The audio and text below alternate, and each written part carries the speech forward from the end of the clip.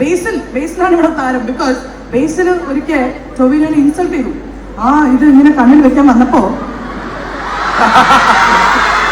ബേസിൽ കണ്ണിൽ വെച്ചു, അദ്ദേഹം അത് കൊണ്ടുപോയി.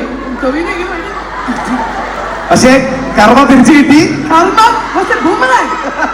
കൈ കൊടുക്കുന്നു, കാണത്തില്ല, നേരെ പോയി രാജുവേട്ടന് കൈ കൊടുക്കുന്നു.